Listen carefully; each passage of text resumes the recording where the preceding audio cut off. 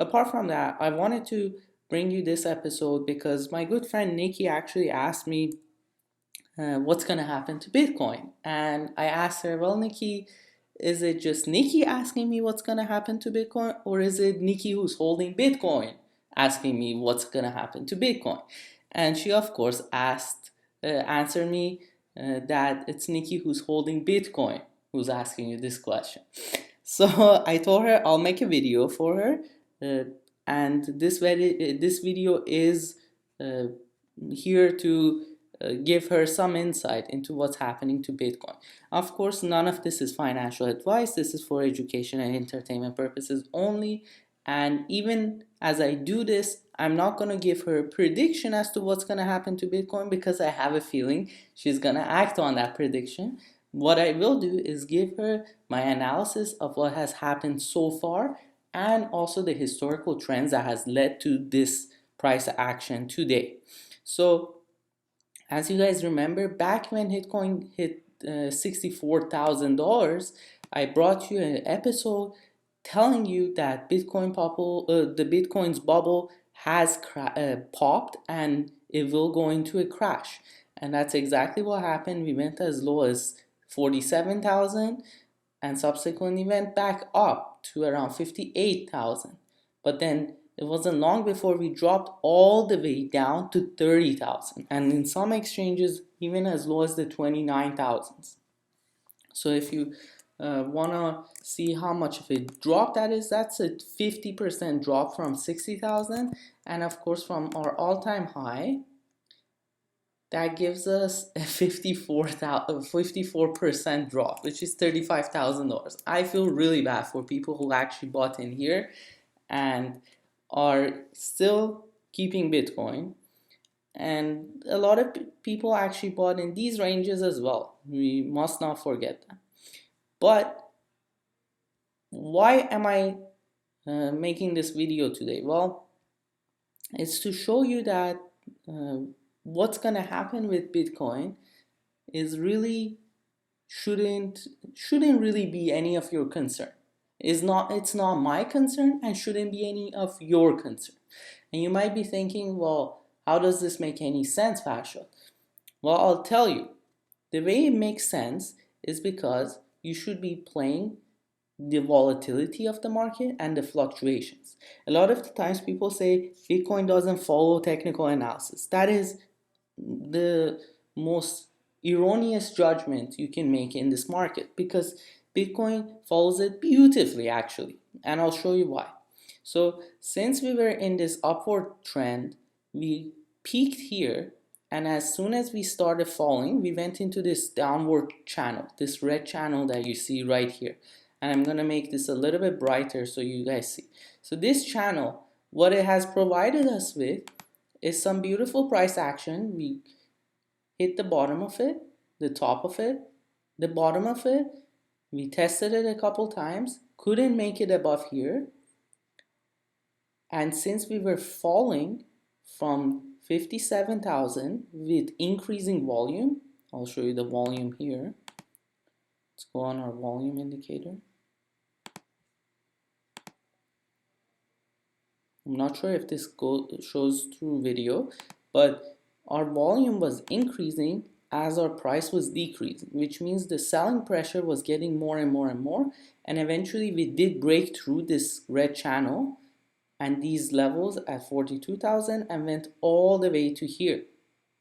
Now, since then, we've fallen into another downward channel, which is right here. I'll show you. This downward channel is also very interesting because within it we see an upward channel, right?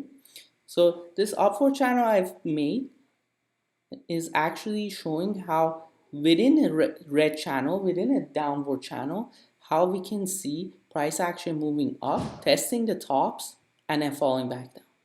And usually when we get these smaller upward channels, we break down from them to come and test the bottom levels of our down channels, our red channel. So think of it like this. Within each red channel, we have green channels. And green channels we break down and under to test the bottom of our red channels. And same thing applies when we're in an up market, but in the opposite manner.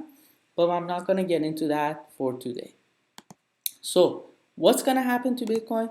If you're asking, well, as you can see, according to previous history, price action is going to want to test the lower bounds of this channel.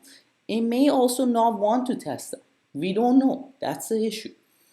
I'm not a prophet here, so I wouldn't be able to prophesize about where Bitcoin is headed, up or down. But what I do know is if Bitcoin is coming down, it might hit this level, which is the 30,000 level, before going back up and testing the 36,000 level. So if I were you, or if I were Nikki for this instance, we could have this come all the way down to 30,000, set a buy order at 30,000, ride it back up to maybe 34, 35,000 before selling it, and then seeing it fall back down and buying here again. Of course, it's easier said than done. I don't discount that. And a lot of emotions are at play every time we try to do something like this. That's why I put all my orders well in advance, maybe months in advance, for key levels. What are the key levels? Well, I know 30,000 is a key level, right? I know that, for instance, the 42,000 level is a key level. If Bitcoin was to go back up and reverse its pattern, we might see it test this level, right?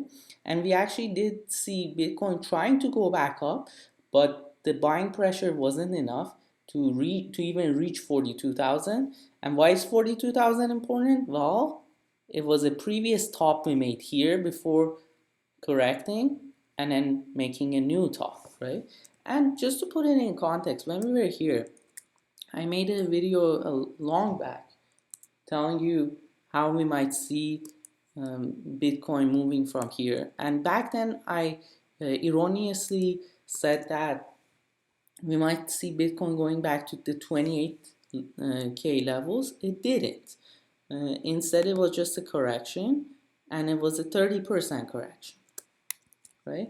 And then we had another 30% or so correction here, 25%, and these corrections every time are in that range, right?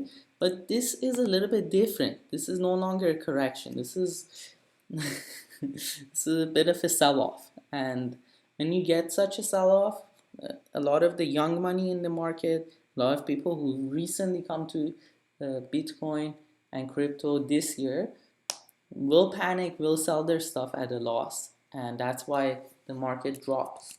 If you are a believer in Bitcoin and you want to keep holding Bitcoin, that's a different story. You can buy at every level and dollar cost average your way into the market. I'm not personally interested in that.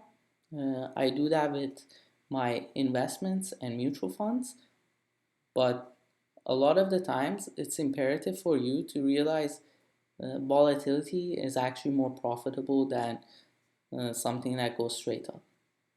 Anyways, I hope this has been helpful, and I will catch you in the next episode. Take care. Bye for now.